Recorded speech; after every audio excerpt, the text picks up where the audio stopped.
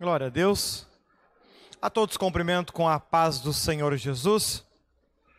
Vamos colocar pensamento. Fechamos os olhos, oramos. Falamos com Deus. Altíssimo Deus e amado Pai, muito obrigado pela oportunidade que temos de estarmos aqui neste lugar. Que a Tua graça, que a Tua paz, que a Tua alegria venha abundar no coração e na vida de todos nós. Que nós possamos, ó Senhor, fazer bom uso desse tempo, deste momento que nós temos aqui na Tua igreja, para nos aproximarmos de Ti e alcançarmos a graça, a paz, a bênção e a vitória que a nós tem reservado. Graças Te damos por tudo, em o nome do Pai, do Filho e do Espírito Santo de Deus. Amém? Os irmãos podem sentar, fiquem à vontade. Glória a Deus. Nós, em dezembro, nós estudamos o livro de Isaías, pelo que eu tenho anotado, até o capítulo 5. Vimos até o capítulo 5. E agora nós vamos dar continuidade a esse nosso estudo, onde a gente viu que Isaías, ele prevê a ruína de Israel e Judá. Ele prevê que essas nações, elas seriam destruídas e se tornariam escravos de outros povos. E ele profetiza isso em um momento onde o povo vivia uma situação muito tranquila. Eles estavam muito bem em todas as áreas das suas vidas. Eles não tinham problemas, eles não tinham dificuldades. Como a gente pode ver nesse gráfico que eu mostrei para vocês, o trabalho de Isaías, ele começa ali no tempo de Uzias, porque a princípio Isaías era primo de Uzias, um dos reis de Judá. E o trabalho que Isaías fez durou muito tempo, Passou vários reis de Judá, vários reis se manifestaram, vários reis estiveram trabalhando, ou melhor dizendo, reinando nesta época. E Isaías sempre alertava, avisava, se convertam, pare com o pecado, pare com o que é errado. Mudem a sua forma de ser, mudem a sua forma de agir, porque isso não está levando vocês em uma direção boa, isso está levando vocês para a ruína, para a destruição. Deus não está contente com vocês. Porém o povo continuava dizendo, mas não, capaz, se Deus não estivesse contente com nós não estaríamos tão bem, tudo dando certo, nada dando errado, todo mundo vivendo em paz, não temos grandes inimigos, não estamos sofrendo grandes perseguições, uma luta aqui, uma luta ali, é normal da vida. Aquela velha acomodação. Algo que eu acredito que o evangelho de hoje vive. O cristianismo de hoje vive. Mesmo diante de todas estas situações, mesmo diante de todos esses momentos que o mundo tem vivido, o povo cristão, ele não tem se atentado a isso. Ele não tem se preocupado com isso. Muito se fala, Jesus breve voltará. Eu acho que todo cristão diz isso. Mas aí quando Deus, através dos seus anjos, vem falar conosco, diz que 95% do povo está contaminado. Em outras palavras, se Jesus voltar hoje, não sobe. 95% do crente fica. E até o pastor Marcos Feliciano, ele fez uma publicação, acredito que foi ontem, né? Eu tenho falado aqui que tudo que a gente estuda na Bíblia, eu não sou especialista em Apocalipse, em futuro e assim por diante. É uma área que eu, pessoalmente, muito pouco eu estudei quando comparado ao restante da Bíblia, né? Eu até trouxe aqui um tempo atrás um estudo falando sobre a volta de Jesus, ali uma análise que eu fiz de Mateus capítulo 24, né? Onde é possível até, mediante interpretação, claro, prever o tempo da volta de Cristo, que é agora, que é nessa época que nós estamos vivendo. Não é para a geração dos meus filhos, não é para a geração dos netos, dos bisnetos. Tudo indica que é para a nossa geração. Tudo aquilo que Mateus 24 ele prevê como consequência que aconteceria antes da volta de Cristo, já aconteceu. E aí eu até tenho comentado em vários momentos que eu acredito que esse ano ele não vai ser um ano comum ou normal. Tomara que fosse. Tomara que eu erre nessa. Mas o que tudo indica é que ele não vai ser um ano normal, comum, onde a doença vai sumir e vamos todo mundo viver feliz para sempre. Não é o que quando a gente estuda a questão dos números, ao longo de toda a Bíblia, isso sempre teve um real significado. Isso sempre teve uma importância. Sempre, nunca foi diferente. Nós podemos citar diversos, como por exemplo, o número 7, que é muito amplamente utilizado na Bíblia. 7, 70 anos, 70 vezes 7, porque é um número que rege a questão do nosso mês. Nós estudamos lá no começo do curso, a gente aprendeu que lá no começo, quando os antigos falavam de anos, lá quando a gente estudou a genealogia de Cristo, para aqueles que já faziam o curso naquela época comigo, onde a Bíblia aponta o ano de nascimento, o ano de morte, de cada um dos principais personagens da Bíblia, e com isso você consegue calcular o que a gente conhece como ano mundi, que seria o ano mundialmente falando, desde Adão até o tempo agora. Nós observamos que os números eles passam a ter grande importância e definem momentos em diversas situações. Como, por exemplo, este ano, 2022, é um ano que acontece uma raridade, ele possui 3 números iguais, e a soma deles dá 6. E 6 é um número que nunca foi bom. Por exemplo, a besta é identificado como 666. O número 6 ele representa, vamos dizer assim, algo incompleto, algo não perfeito. E, por exemplo, quando você pega ali a data da Primeira Guerra Mundial, aconteceu dia 28 de julho de 1914. 28 mais 7 mais 19 mais 14, 68. Segunda Guerra Mundial, 1º de setembro de 1939. 1, 9, 19, 39 dá 68. Guerra na Ucrânia, ela começou no dia 24 de fevereiro de 2022. 24, mais 2, mais 20, mais 22. Adivinha quanto dá? 68 de novo.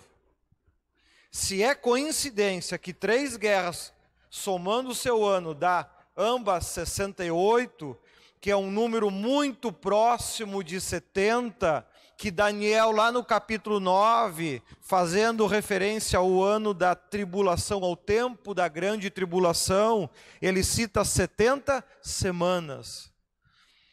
Eu digo assim, ó, quem sabe isso tudo é uma baita de uma coincidência, mas eu diria, é muita coincidência, né? E tudo as 3 guerras, como Deus gosta do 3, né? Pai, Filho e Espírito Santo. As 3 guerras, somando as suas datas, usando a mesma fórmula. Pega o dia, soma com o mês e divide o ano em 2 partes, os primeiros 2 números e os últimos números. É o mesmo cálculo sempre, né? Não é algo forçado para chegar em 68. Pai, Filho e Espírito Santo, Trindade. As 3 guerras, somando as suas datas, todas dão 68, próximo a 70, que faz referência a Daniel de 70 semanas, que vai ser um período horrível. E a terceira delas acontece justamente no ano 2022, que tem 3 número 2 e que somando a 6. Cara, é muita coincidência. É muita coincidência. Você pegando períodos tão longos, com datas das mais diversas, haver uma repetição 3 vezes o 68, em épocas diferentes, tempos diferentes, que o último deles ocorre num ano que tem 3, número 2, que somando dá 6. É muita coincidência. Isso vem tudo indicar o quanto cada vez mais a Bíblia, pouco a pouco, ela está se cumprindo, não apenas com todas as demais informações que ela vem falando, mas com relação à volta de Cristo. Com relação à volta de Cristo, que está cada vez mais perto. Assim como Isaías naquele tempo, assim como Isaías aqui nesse tempo, que nós estamos estudando, alertava o povo, a destruição vai acontecer, a ruína vai vir, a desgraça vai acontecer.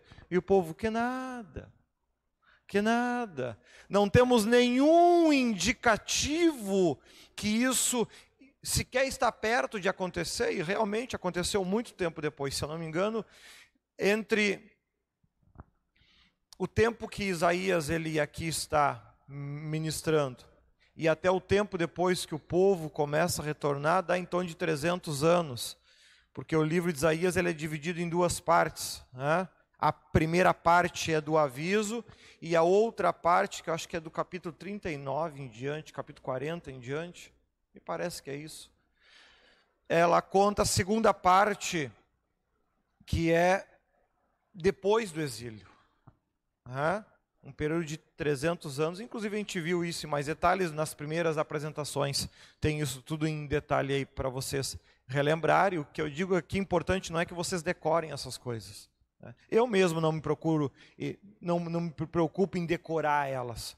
A questão é que elas venham moldar a nossa forma de pensar, a nossa forma de agir, elas venham moldar o nosso caráter, elas venham moldar as nossas decisões, elas venham moldar as nossas posturas, elas venham moldar a nossa forma de interagir e agir com Deus. Se lá em um dos ensinamentos Jesus diz que eu tenho que ser o sal da terra e a luz do mundo, eu não posso ser sal de menos nem sal de mais. Eu não posso ser luz de menos, nem luz de mais. Eu tenho que ser equilibrado, na medida certa. Porque quando eu caio para um dos extremos, ou de mais, ou um de menos, eu começo a gerar, a causar danos no Evangelho. Eu começo a criar problemas no Evangelho, e com isso induzindo outras pessoas a não quererem servir a Cristo como nós, por considerar-nos, por vezes, extremistas demais, e a Bíblia, por vezes, está concordando com eles.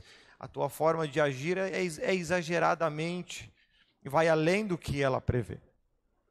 Então a gente começa, em meio a tudo isso, a gente percebe que em nenhuma outra época os números fizeram tanto sentido, tiveram tanto significado como eles têm hoje, né? Como eles têm hoje. E quando eu falo aqui dessas coisas, não é apenas meras interpretações humanas, ideias humanas, palavras jogadas assim ao vento, números sorteados à boa sorte, mas é que os próprios anjos, eles têm falado para nós. Agora, sábado passado, um anjo mensageiro estava falando com nós ali em Bento Gonçalves. A gente foi jantar lá na casa da minha irmã, e ali o Senhor enviou um mensageiro para nos dar algumas instruções, dar algumas direções no trabalho, né? Aí ele acabou explicando um pouco mais a questão do inferno, dos 3 níveis do inferno, né? E aí ele comentou a questão da volta de Cristo, e ele disse que tudo que tinha para acontecer para a volta de Cristo já aconteceu. E que já está tudo pronto. Eles estão apenas aguardando a ordem de Deus, que ainda não foi dada porque ele ainda continua sentado no trono.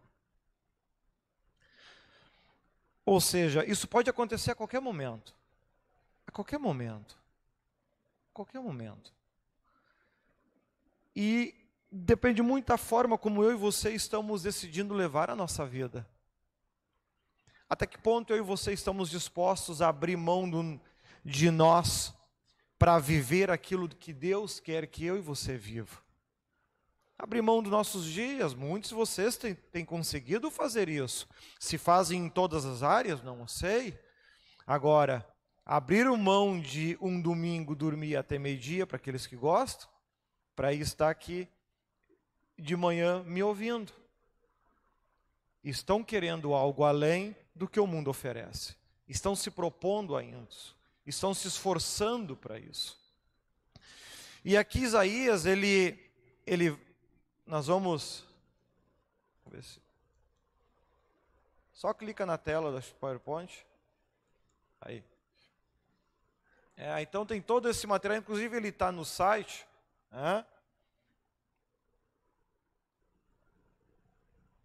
É isso mesmo, que eu tinha comentado. A primeira parte vai realmente até o capítulo 39. Não estou tão ruim assim de memória. E do 40 em diante, aí ele vai estar trabalhando o que aconteceu lá no tempo do exílio. Reafirmando aquilo que a gente aqui está falando, até por isso que alguns acreditam que o livro de Isaías não foi escrito inteiramente pela mesma pessoa. Mas foram por 2 pessoas, porque os capítulos 40 em diante, eles descrevem situações onde seria impossível um ser humano normal saber. Por exemplo, o nome do rei que está governando daqui 300 anos. Que seria impossível ele saber isso. Mas aí eu comentei que, poxa, mas se Deus escreveu o Apocalipse 2000 anos antes, com uma riqueza enorme de detalhes, o que é 300 anos? Observe que quando eu cito esses números, quando eu cito essas informações, eu quero poder ajudar vocês a perceberem que nada do que acontece ou que vai acontecer é por acaso ou é acidente. Deus já havia determinado que ia acontecer. A questão é de que lado eu e você estamos. É só isso que pode mudar. Ao longo de toda a história, muitos falam, porque o mundo poderá acabar agora com as bombas, não sei do que. Impossível. O mundo tem um pouco mais de 1000 anos ainda de existência. Como disse um anjo uma vez, um tempo e um pouco mais de um tempo. Este é o tempo que a Terra ainda tem de existência. Um tempo e um pouco mais de um tempo, menos de meio tempo. Que é mais ou menos o que, estudando a Bíblia, a gente descobre que isso daria por volta aí de uns 1200, 1300 anos. Suposição minha, interpretação minha.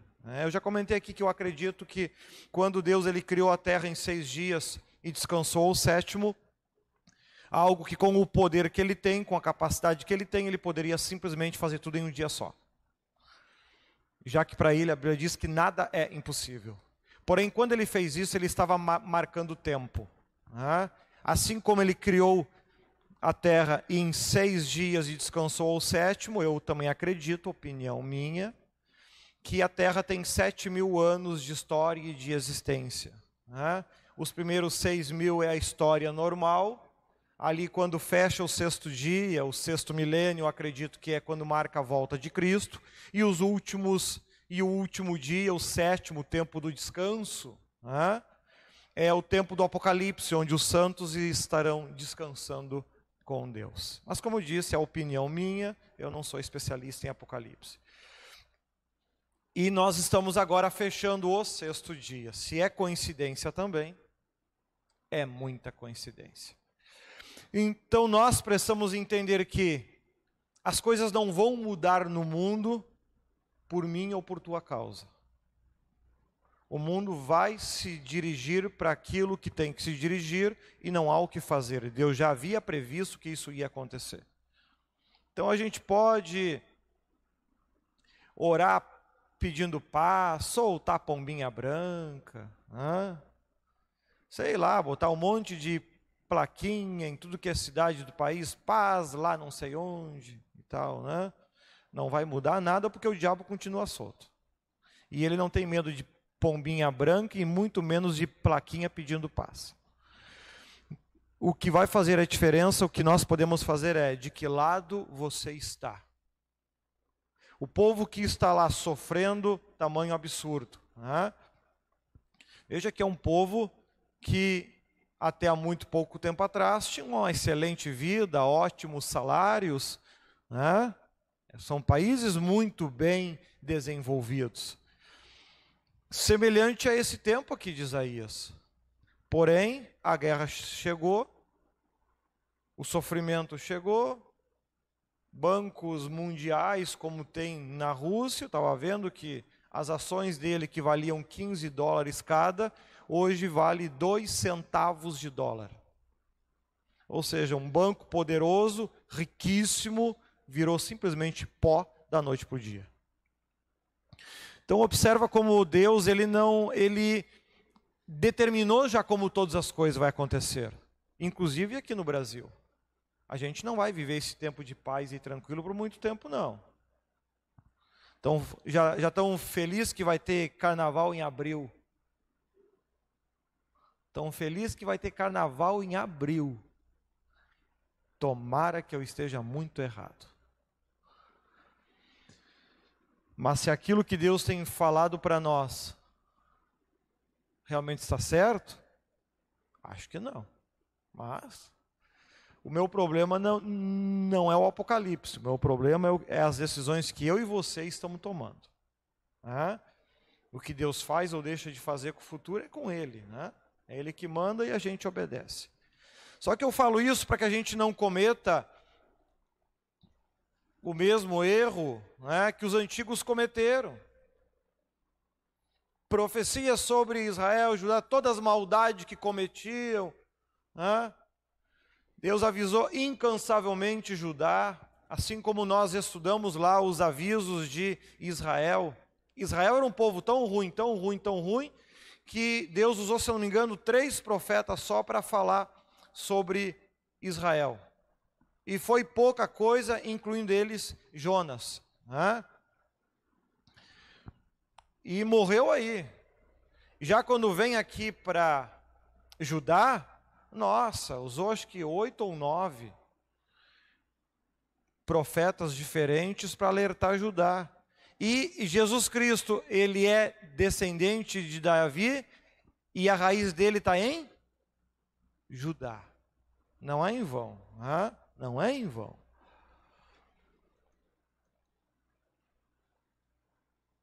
E aí nós vamos continuar aqui então com o capítulo 6.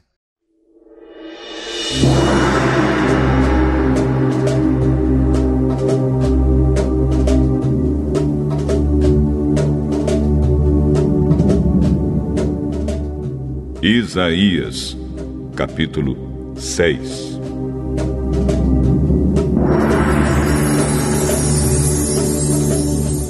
No ano em que o rei Uzias morreu, eu vi o Senhor sentado num trono alto e elevado. O seu manto se estendia pelo templo inteiro, e em volta dele estavam serafins. Cada um deles tinha 6 asas. Com 2 eles cobriam o rosto, com 2 cobriam o corpo, e com as outras 2 voavam. Eles diziam em voz alta uns para os outros: Santo, Santo, Santo é o Senhor Todo-Poderoso. A sua presença gloriosa enche o mundo inteiro. O barulho das vozes dos serafins fez tremer os alicerces do templo, que foi ficando cheio de fumaça. Então eu disse: ai de mim, estou perdido, pois os meus lábios são impuros e moro no meio de um povo que também tem lábios impuros. E com os meus próprios olhos vi o Rei, o Senhor Todo-Poderoso. Aí um dos serafins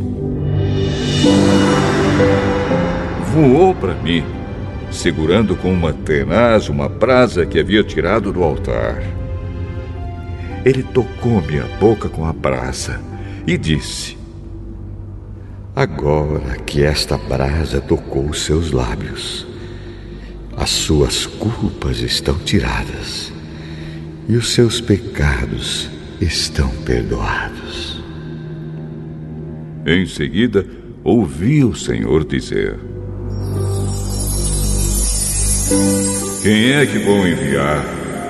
Quem será o nosso mensageiro? Então respondi: aqui estou eu. Envia-me a mim.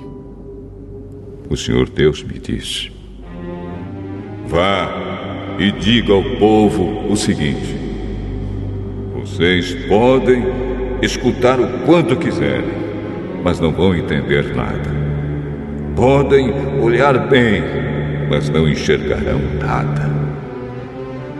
Isaías, faça com que esse povo fique com a mente fechada, com os ouvidos surdos e com os olhos cegos, a fim de que não possam ver, nem ouvir, nem entender. Pois, se pudessem, eles voltariam para mim e seriam curados. Até quando isso vai durar?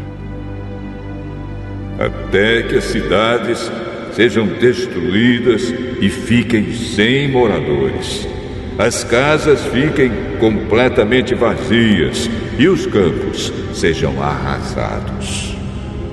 Eu, o Senhor, mandarei o povo para longe deste país e as cidades ficarão vazias. E, mesmo que fique no país uma pessoa em 10, ela também será morta. Os que restarem serão como o toco de um carvalho que foi cortado. O toco representa um novo começo para o povo de Deus.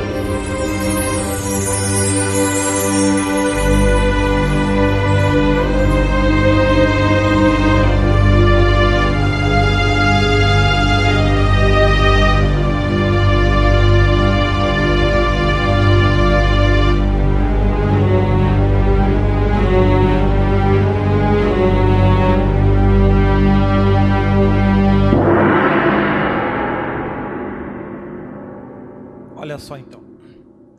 Então aqui a gente viu o capítulo 6, onde ele descreve o chamado de Isaías. Então aqui a gente pode ver, ali no capítulo, no versículo 1 então, né, morre o rei Uzias e a visão de Isaías do trono de Deus. Nos versículos 2 e 3, a gente vê ali os serafins com 6 asas cantando ao Senhor. O 4 e o 5, o lugar onde está Isaías, onde Isaías está treme, a casa se enche de fumaça, Isaías clama por misericórdia, por ser pecador e estar no meio de uma nação pecadora. O serafim toca na boca de Isaías com uma brasa acesa e purifica os seus pecados. O versículo 8, Deus pergunta quem enviará anunciar a sua palavra. Isaías se oferece. 9 ao 10, o profeta é avisado que não deveria esperar alguma reação positiva da parte do povo. E o 11 e o 13, Isaías pergunta: até quando? Até tudo ser destruído? Responde: como árvore desfolhada, voltará a Deus, a restaurará. Né? Então, olha só, baixa um pouco meu retorno aqui, por favor. Olha só como ele começou o ministério dele.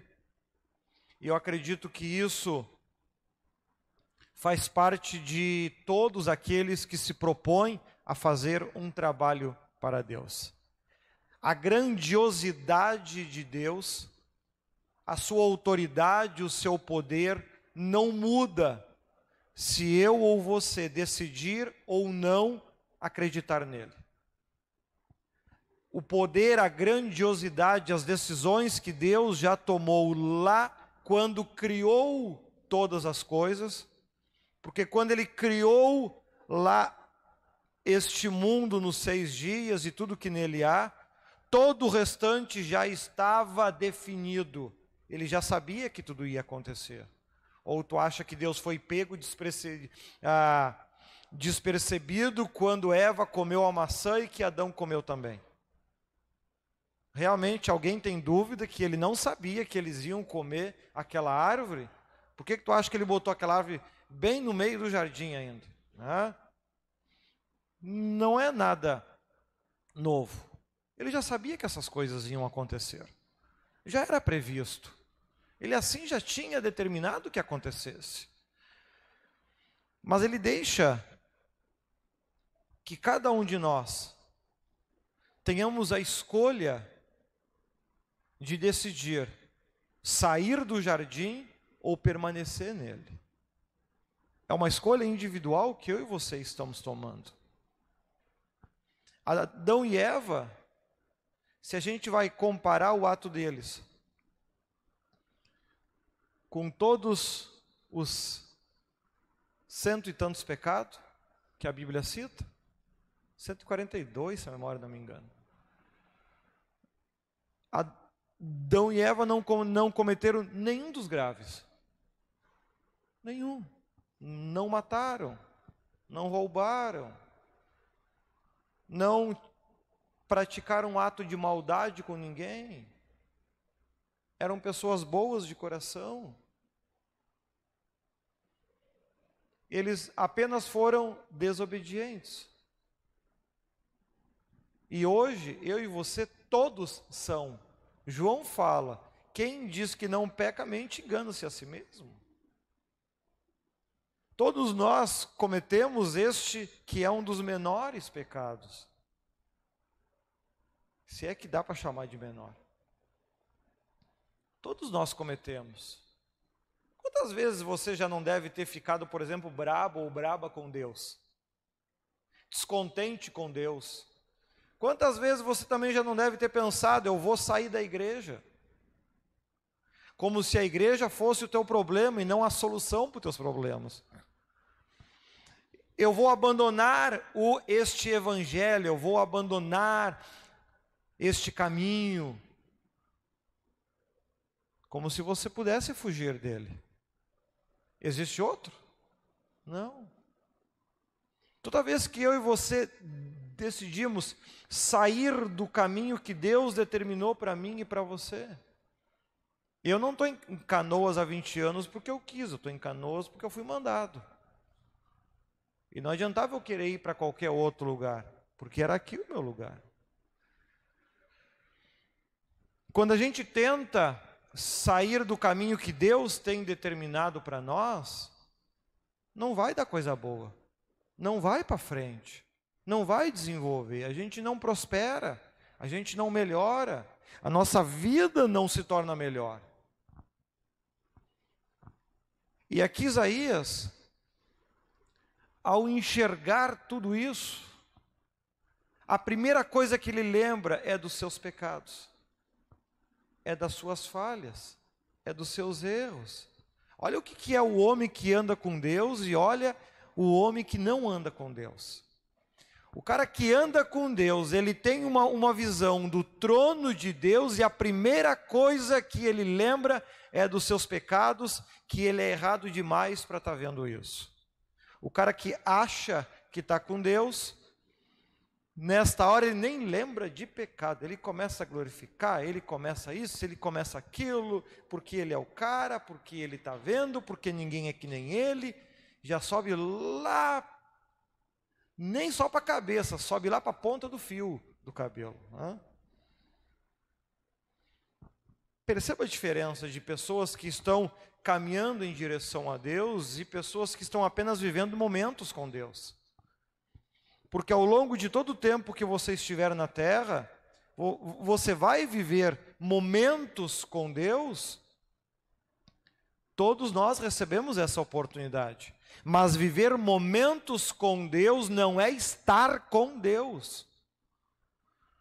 Muitos dirão naquele dia, mas pregamos em teu nome, curamos em teu nome, expulsamos demônios em teu nome. Sim, você viveu momentos com Deus, mas nunca esteve com Deus. Então é importante que a gente perceba que esse capítulo está chamando a nossa atenção para isso. Olha o que é a pessoa que está andando com Deus, como aqui Isaías. Olha a pessoa que viveu momentos com Deus, como o profeta Balaão, que se eu não me engano morreu até a espada. Olha o que é a pessoa que vive momentos com Deus e a pessoa que anda com Deus. Isaías não viu um burro falar. Balaão viu. E Balaão se tornou um servo melhor por causa disso? Não. É a mesma ilusão que a gente acreditar, se Deus abençoar a minha vida, eu vou me tornar um servo melhor. Se Deus abençoar que eu tenha um salário grande, eu vou ser um servo melhor. Isso é uma grande mentira. Você não vai se tornar um servo melhor por ter uma vida melhor. Muito pelo contrário. Se você não estiver realmente convertido aqui como Isaías, quanto melhor for a tua vida, mais longe de Deus tu vai ficar. E se você ainda sofre do que eu já comentei em outros momentos, do mal de Judas, com certeza, no momento que a tua vida chegar num dado nível, você abandona o caminho de Deus. Então é preciso que a gente perceba isso, que essa construção que começa lá no alicerce, começa lá nas nossas bases, precisa ocorrer na minha e na tua vida. O nosso relacionamento com Deus não deve ser baseado em ter ou não dinheiro, em ter uma família saudável ou doente, em ter uma vida tranquila ou cheia de problemas. Não é isso que define um verdadeiro homem de Deus, um verdadeiro servo, uma serva de Deus. Bênção não transforma ninguém em pessoa melhor. Eu já vi muita gente ao longo desses 39 anos, quando melhoraram de vida, cair da fé. Não me recordo de nenhum que melhorou diante de Deus porque passou a ter uma vida melhor. Puxando a memória agora, não lembro de nenhum que se tornou um profeta depois que passou a ter uma vida melhor. Não. Até os profetas que eu conheço, todos começaram a ser profetas com a vida quando ainda era ruim. Aquilo que nós começamos a ver em 1 Coríntios, lá no primeiro episódio da série Atitudes, que deve haver uma separação muito bem definida entre a nossa vida espiritual e a nossa vida carnal lá fora. Essas coisas devem ser divididas, elas devem ser separadas. a vida carnal, por vezes, influencia a espiritual. Quase sempre. Nós somos limitados nesta separação. A gente não consegue construir um muro entre uma e outra e pronto. Para lá é só carnal, para cá é só espiritual. Né? Um não afeta mais o outro. Mentira. Isso aí é mágica, não é realidade. A realidade é diferente. A realidade é que tem dias que tu vai estar triste e não vai conseguir orar com a mesma força. Tem dias que tu vai estar mal e não vai conseguir ler a Bíblia com a mesma alegria, com o mesmo prazer. Isso é realidade. Agora, nesse momento, eu não penso em abandonar a leitura da Bíblia por causa disso. Eu não penso em abandonar o caminho de Deus por causa disso. Eu não penso em abandonar o louvor para aqueles que gostam de cantar, porque eu estou vivendo um dia ruim. Porque eu acredito que são os dias ruins que justamente nos tornam melhores. É os dias ruins. É os dias maus que me tornam um ser humano melhor, um servo melhor, um profeta melhor. Porém, quando a gente vive esta falsa imagem, como eu citei aqui no começo, quando a gente vive essa falsa imagem, nós, como servos de Deus, queremos esconder o que deu de errado na nossa vida. Queremos citar só as bênçãos e as qualidades que a gente tem. Este é o mau servo. O apóstolo Paulo, incansavelmente, eu não me recordo de algum momento o apóstolo Paulo ter atribuído um elogio a si mesmo. Não me recordo nenhum. Agora, diversas vezes, ele citou a sua incapacidade. Até a roupa do corpo dele curava. E isso só foi citado porque o outro escreveu. Se eu não me engano, foi Lucas. Porque ele nunca citou. A única vez que ele faz menção a um milagre, ele cita o milagre que não aconteceu. Por 3 vezes orei ao Senhor que tirasse essa enfermidade de mim, e ele me disse: a minha graça te basta. Nisso eu me glorio. Perceba como a gente consegue entender essa postura de Isaías, de por que ele foi um homem tão usado por Deus, tão incrivelmente usado por Deus, sendo considerado entre os profetas maiores na Bíblia, né? Porque ele conseguiu construir essa intimidade com Deus, esse relacionamento com Deus.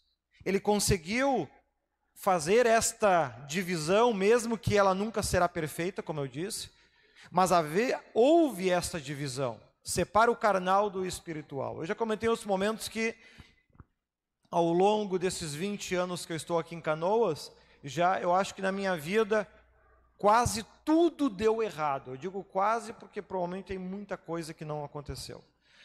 Mas quase tudo deu errado. Em nenhum momento eu pensei em parar ou desistir, de forma alguma. Eu não vim ao mundo para casar ou para ter filhos. Eu não vim ao mundo para ter carro zero, ou casa, ou mansão. Eu vim ao mundo para pregar o Evangelho. É para isso que Deus me escolheu. Nós temos que aprender a ter essa consciência. Você, como servo, quanto mais você se dedicar a Deus, não quer dizer que você vai ter uma vida melhor por causa disso. Tem que tomar cuidado com esta falsa indução.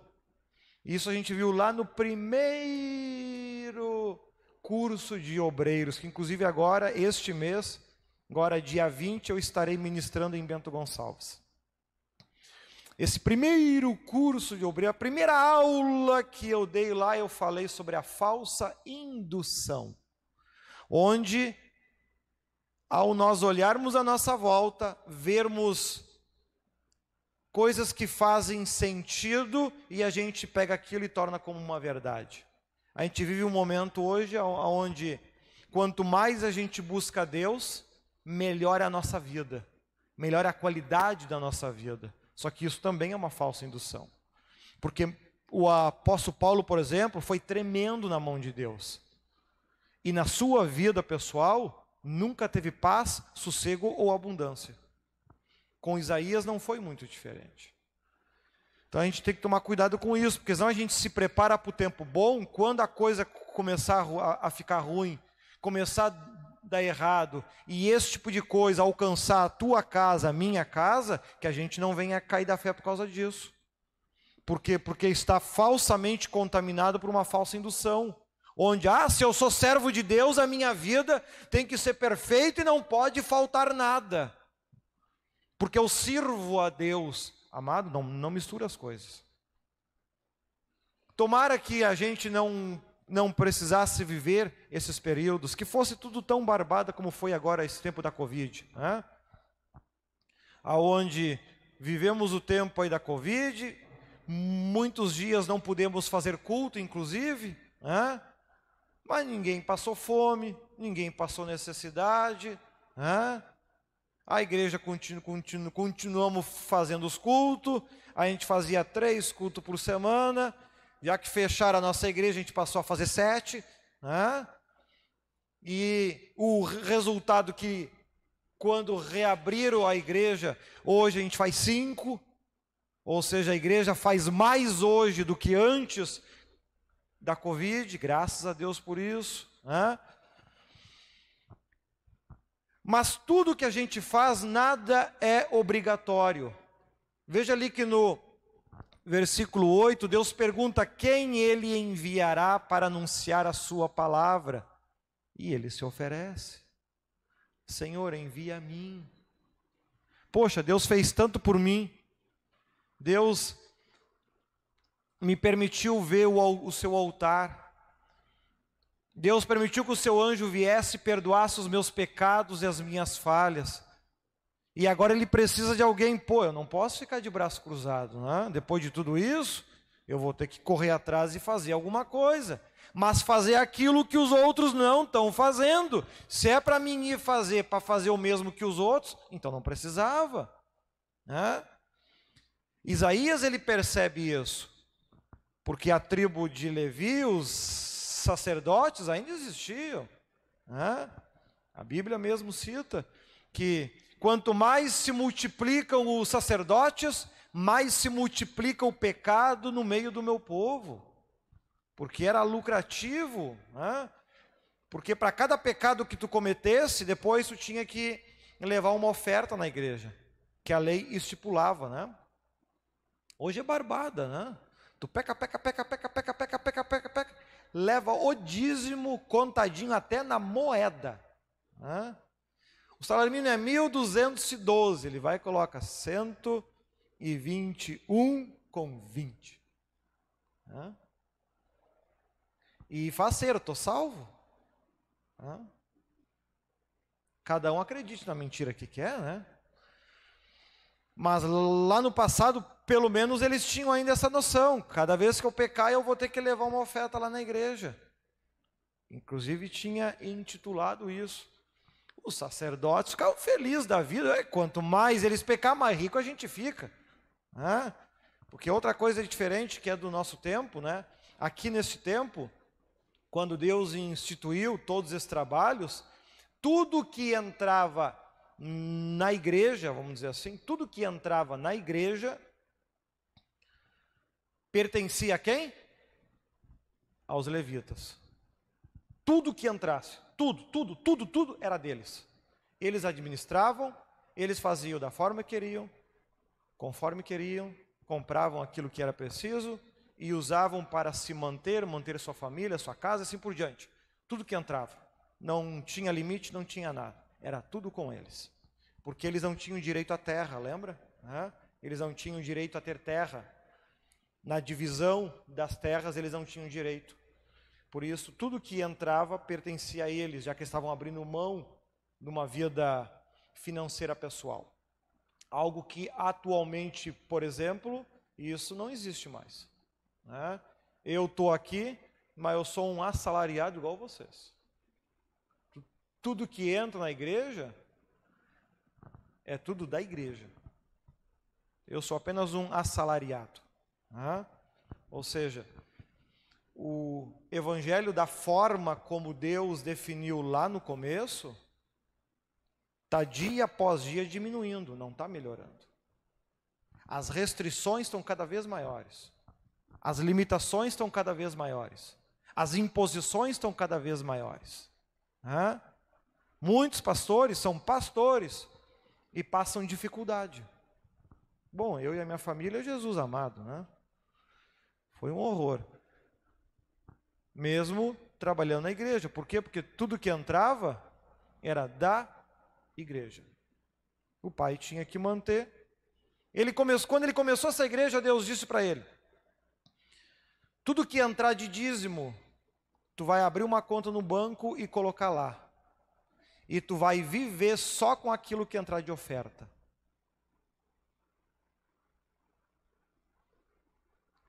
Vocês que sabem quanto entra de oferta nos cultos, quando vocês recolhem. Pensa você ter que pagar água, luz, aluguel, gasolina, carro, manter família com quem é de oferta.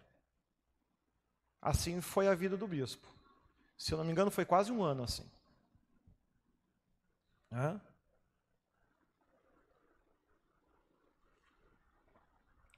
E os levitas podiam usar tudo da forma que quisesse, do jeito que quisesse. Então nós percebemos com isso o quanto ser um servo de Deus de verdade está cada vez mais difícil. Cada vez mais difícil. Você tem que aprender a abrir mão muito mais do que você abria a mão antes. Por que eu estou falando isso? Eu quero chamar a tua atenção para que você não viva uma vida de cristão fácil, que é só o oba-oba empurrando com a barriga. Não faça isso. É mais difícil hoje. Deus está exigindo muito mais. Claro que está exigindo muito mais. A situação ela é muito mais difícil. É comum qualquer um de nós, se eu estivesse lá na engenharia, ao invés de estar como pastor, bispo, hoje eu estaria ganhando por volta de umas 5 vezes mais. E sábado e domingo eu estaria em casa dormindo. Essa é a realidade. Então eu quero desconstruir ao longo do livro de Isaías isso que por muito tempo foi construído, que o crente, ao chegar na igreja, e se ele fizer tudo certinho, ele vai ter abundância, vai ficar rico, não vai faltar nada. Amado, isso é sonho. Eu não digo que tu não vai conseguir ser. A minha vida pessoal hoje, a casa que eu tenho é muito melhor do que quando eu cheguei aqui. Agora, não espera que isso aconteça da noite para o dia. O bispo José conseguiu chegar no carro zero, mas levou uns 20 e tantos anos. Ele tem a casa própria dele, simples. Acho eu que ele merecia uma muito melhor. Mas, por enquanto, ele está naquela. E está com 39 anos de igreja. Ou seja, não podemos esperar moleza. Não dá para esperar facilidade. E ainda e a gente estudando isso, comparando com o que nós estamos vendo aqui, com a atual realidade, e muitas vezes ainda dizem que ele é ladrão. Eu quero que uma pessoa pegue a Bíblia e me prove que é possível isso. Me diga onde é que está na Bíblia que o pastor tinha que ter salário. A Bíblia que eu tenho, tudo que entraria era para ele organizar, manter e viver a vida. Com os levitas foi assim. Aí como é que você vai dizer que um levita é ladrão? Mas está roubando de quem? Dele mesmo? Compreende como muita coisa hoje em dia que o crente fala. Ele fala porque ele não conhece Bíblia, ele não conhece nada, é ignorante. Nunca leu Levítico. A pessoa que diz que um pastor é ladrão nunca leu Levítico. Mesmo nós tendo todas essas limitações, todos os nossos pastores, inclusive o bispo que fundou a igreja, é assalariado. Olha a situação, Tu abre uma empresa, funda ela, o Pedro lá. Abriu a empresa dele, fundou a empresa, e o lucro que a empresa dele tiver não é dele, ele vai receber só o salário. Que tal, Pedro? Se é para ser empregado, eu vou ser empregado então, né? Não é assim? Se é para mim ser empregado, então eu vou trabalhar como empregado, onde o salário é certinho. Então, percebam como é importante a gente conseguir puxar Isaías aqui para nossa atualidade, para a gente entender melhor essas coisas, né? As coisas não vão ser mais fáceis para nós, pastor, de agora em diante. A tendência é ser pior, não é de melhorar, né? As imposições vão ser cada vez maiores, a dificuldade vai ser cada vez maior, a perseguição vai ser cada vez maior, não vai ser mais fácil. Agora, o que eu quero com isso é que nós, como homens, mulheres que estão se propondo a servir a Deus, que pelo menos a gente não seja enrolado com essas mentiras e enganos. Que nós venhamos, opa, olha o diabo querendo nos passar a perna, né? Olha ali, ele continua dizendo, ele diz, eu quero ir. Amém. Versículo 9 e 10. O profeta é avisado que não deveria esperar alguma reação positiva por parte do povo. Isaías, tu quer pregar? Eu quero. Pode mandar que eu vou. Amém. Ninguém vai se converter. Que ânimo, né? E ainda tem crente que hoje que diz, o pastor não reconhece o nosso trabalho. Quer falar direto com Deus? Pode ir. Te arrisca? Entenda isso. Isaías vai começar o trabalho dele, e Deus diz, Isaías, vai e prega. Ninguém vai acreditar em ti, ninguém vai se converter, e no final vai ser tudo destruído. Aí tu pergunta, tá, mas eu vou para quê então? Ué, você vai fazer porque Deus está mandando. Manda quem pode e obedece quem tem juízo. Aonde eu tenho passado, eu digo para as pessoas, não olhem o resultado que o trabalho de vocês está dando. Olhem o relacionamento que tu está construindo com Deus. É isso que importa. Não interessa se você vai ganhar uma alma só tua vida toda ou 500. Não interessa se dentro da igreja tem uma pessoa ou 1000. Para mim não faz diferença nenhuma, para ti também não pode fazer diferença. Porque o que nós estamos fazendo aqui, nessa manhã, é construindo um relacionamento forte com Deus.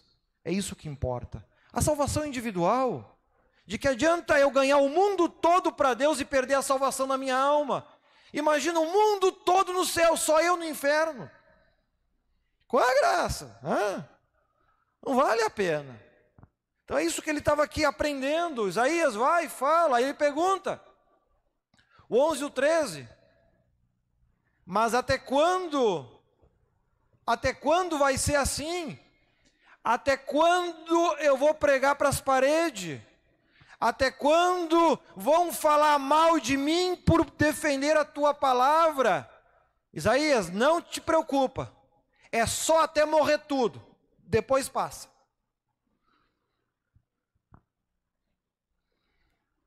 Quem é aqui que se sentiu empolgado para ser profeta como Isaías? Perceba que por vezes nós, para servir a Deus, a gente está esperando empurrãozinho para frente. Quando na verdade a Bíblia, se tu vai querer entrar nessa parte emotiva para fazer o teu trabalho, se o que você está ouvindo é verdade, tu vai estar recebendo tapinhas para andar para trás, não para frente. Isaías foi assim, aqui ele estava recém começando o ministério dele. O final do ministério dele, pelo que dizem historiadores, e pelo que cita lá, se eu não me engano, Hebreus, foi maravilhoso. Foi pendurado de cabeça para baixo e cerrado ao meio. Para fazer um trabalho que ninguém acreditou, que ninguém ouviu, que ninguém deu a mínima. Aí pergunta, para que tanto sofrimento?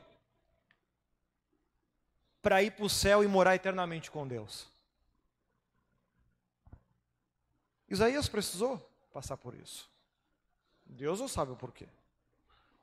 E eu e você precisamos passar por tudo aquilo que vai acontecer. Só que a gente tem que passar com inteligência. Porque por vezes o crente ele não está passando por provações, ele está passando por consequências de decisões erradas, por atitudes erradas, por ser guiado pela própria cabeça, por tomar decisões precipitadas. O que acontece na vida dele é consequência das suas decisões e não escolha de Deus. Mas Deus diz, não te preocupa, Isaías, eu vou atorar a árvore fora, mas a raiz vai ficar. Porque essa árvore ela vai tornar a crescer. E vai crescer na direção que eu quero. Aí que vem a maior loucura. Diz, é coisa de doido isso da Bíblia. Botou abaixo para nascer uma árvore nova, porque Deus restaurará. Como é que era esse povo no tempo de Jesus? Como é que era esse povo lá no tempo de Paulo, que nós estudamos lá em Romanos 16? Cortou a árvore torta, ela cresceu e entortou de novo. O natural dela é ser torta, não adianta. Mas vai chegar no momento que Deus vai cortar essa árvore de novo. Só que vai chegar num ponto que vai arrancar até a raiz. Quando esse mundo acabar, que ainda está muito longe disso. Não te preocupa com essas guerras, que o mundo não vai acabar com isso. Não é tempo ainda. Então que nós consigamos perceber. Ser fiel a Deus é difícil. São muitas imposições. Mas eu acredito que essas imposições, elas estão nos tornando servos melhores. Elas estão nos tornando homens e mulheres melhores. Porque daí quando você vem para ser pastor, tu já sabe, não é por dinheiro, porque se o negócio é dinheiro, errou o caminho. Tem que realmente amar o que faz. Tem que realmente valorizar o que faz. O dia que eu for pastor, eu vou trabalhar só 8 horas por dia. Então tu não vai ser pastor, tu vai ser caco. Porque o preparo para uma mensagem, tu tem que estudar muitas vezes semanas, para chegar aqui e pregar uma mensagem. Tenho falado para os irmãos, às vezes os irmãos querem, como eu gostaria de pregar melhor. Quanto tempo você estuda a Bíblia por semana? Uns 15 minutinhos antes de pregar. Tu nunca vai pregar melhor assim. Não tem, né? Ambos diz a Bíblia, abra a boca e te darei palavras. Então tenta. Tenta. Não adianta, se tu não estiver cheio de Espírito Santo, ele vai dar alguma coisa para ti, que jeito? Tu está vazio. E o pior ainda, quem sabe, aquilo que você fala, converte os outros e não converte você. Esse é que é o maior perigo. A gente está pregando muito para os outros e não prega para a gente. Precisamos perceber isso. Precisamos estar orando, falando com Deus, clamando a Deus, Senhor, me mostra a direção, me dá a tua direção. Mas até nós, e assim eu ensino os profetas e os demais irmãos, nem tudo que Deus fala para nós a gente tem que falar. Tem coisa que não adianta falar. O povo não vai acreditar, vai falar para quê? Não adianta. Deixa Deus moer primeiro. Depois que Deus moer a pau, aí ouve. Aí vai lá e pergunta, pastor, por que a minha vida está nessa desgraça? Mas é claro, tu está andando para cá e o teu caminho é para cá. Mas tu não me falou nada, mas o que eu tenho a ver com a tua vida? Eu cuido da minha, tu cuida da tua. Eu não mando na vida de ninguém. Cada um fala o que quer da vida, né? O meu trabalho é pregar e ensinar a palavra de Deus. As escolhas que tu vai tomar ao longo da tua vida, se tu me perguntar, dentro das minhas limitações, eu posso tentar te ajudar. Agora, se tu não perguntar nada, eu também não vou estar falando nada. Eu vou lá meter na tua casa, eu vou lá meter na tua vida. Eu não, né? Eu não tenho esse hábito. É diferente do bispo José. É que o bispo José, ele tem o talento dele na evangelização. O talento dele de evangelização é fora do sério. Não é?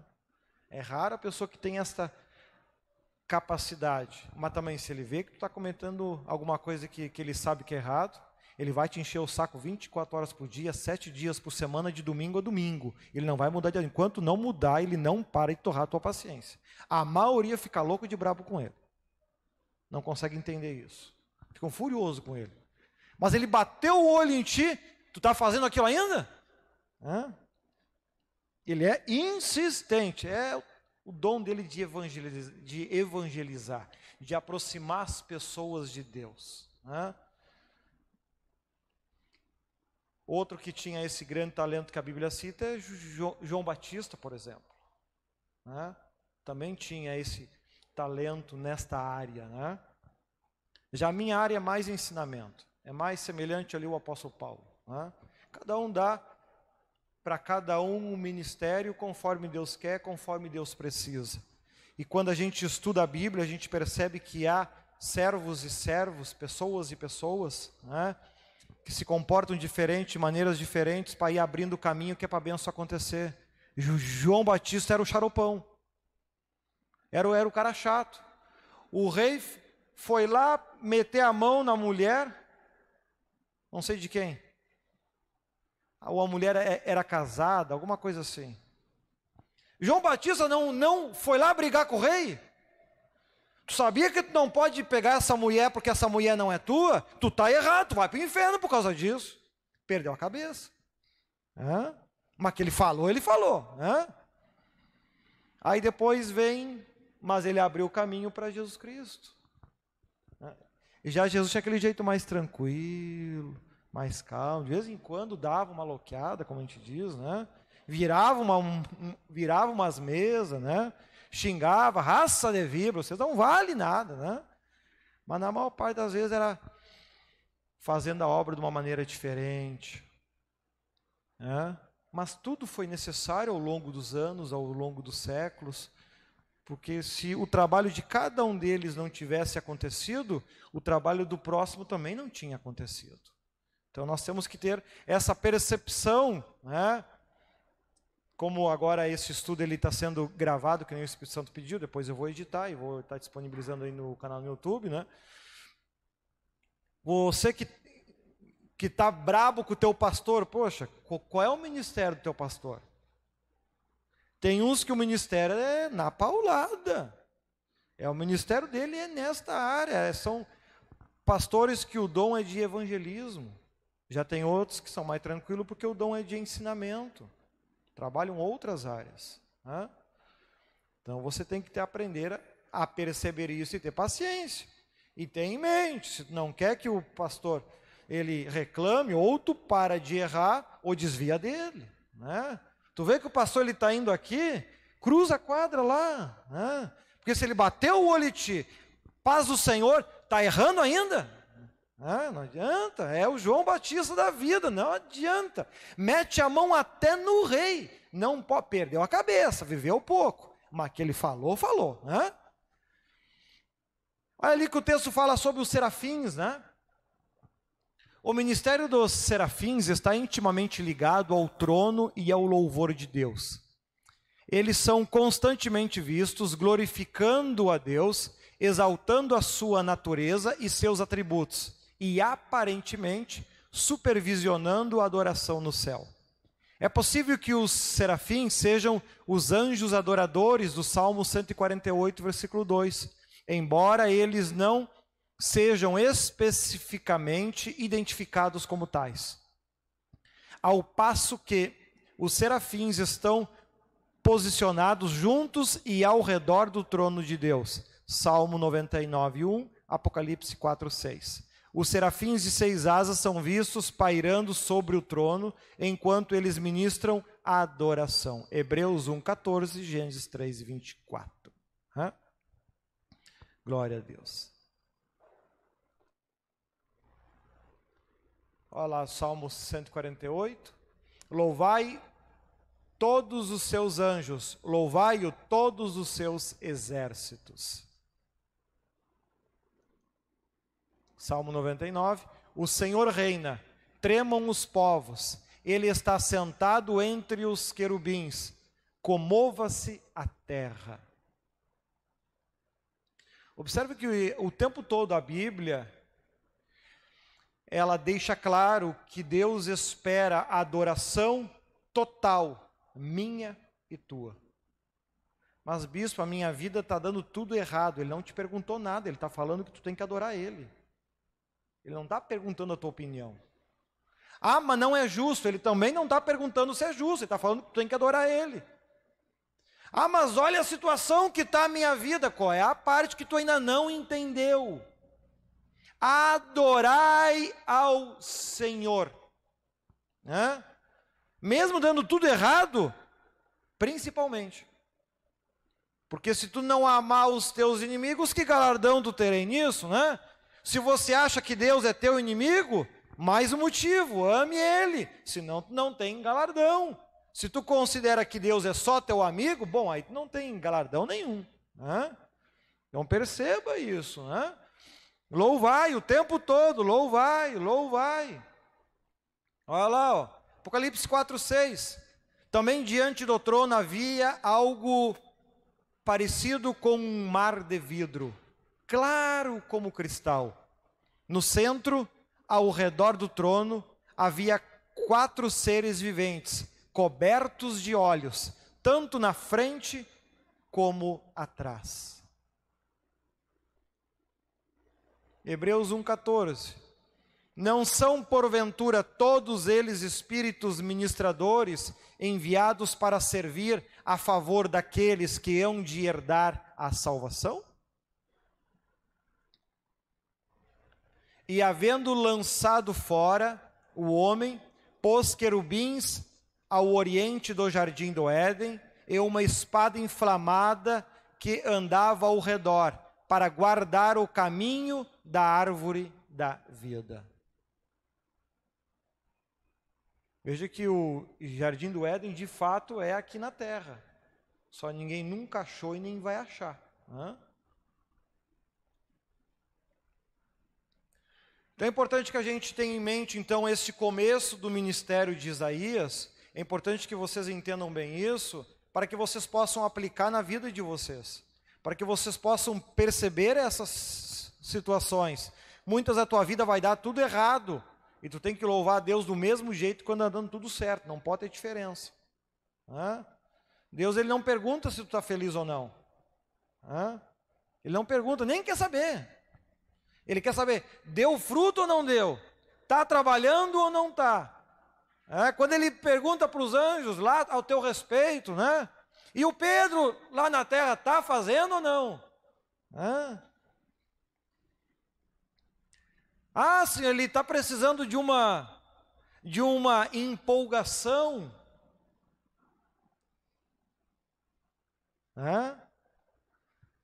Que eu estou falando do Pedro porque a gente é muito amigo. Mas perceba como nós temos que perceber essas coisas, que Deus espera que cada um de vocês evoluam, que cada um de vocês cresçam, que cada um de vocês se desenvolvam, para que tudo aquilo que Ele determinou venha a ser feito. Nenhum de nós é insubstituível. Quando a gente estudou lá a vida de Elias, a gente percebe muito bem isso. E Elias achava que ele era o único que ainda servia a Deus e que fazia a obra. E o que Deus diz para ele? Não, Elias, que nem tu eu tenho mais 7.000. Tu realmente acha que é insubstituível? Não faz essa bobagem. Não faz essa bobagem. Deus tem mais, no mínimo, 7.000 para botar no teu lugar. Deus não precisa da gente. Somos nós que precisamos dele. A obra sempre foi feita ao longo dos milênios. Se não foi por um Balaão, foi por um Elias. Mas que fez. Deus levanta quanto Ele quer, a hora que Ele quer. E Deus ele não faz o seu trabalho confiando no homem. Bom, Ele mesmo disse, maldito o homem e confia no homem, né? O que eu falo que o nosso trabalho na igreja não tem que ser baseado em confiança, em resultado, não confiança. Confiança é algo ruim. Existe lá fora no teu casamento, você confia na tua mulher, né? Muitos nem confiam tanto assim, né?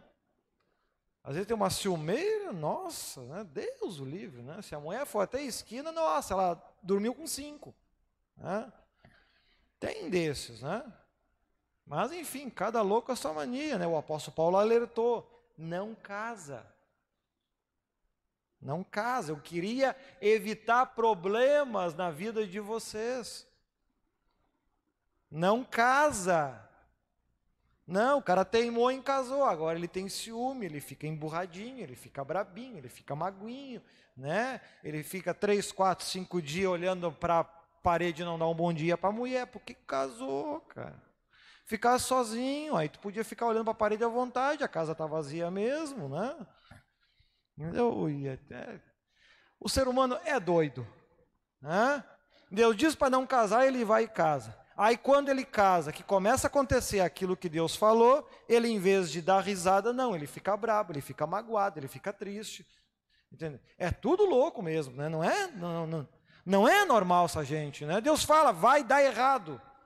Não, mas comigo vai ser diferente. Então vem que a água está quentinha, né? Olha lá, capítulo 7.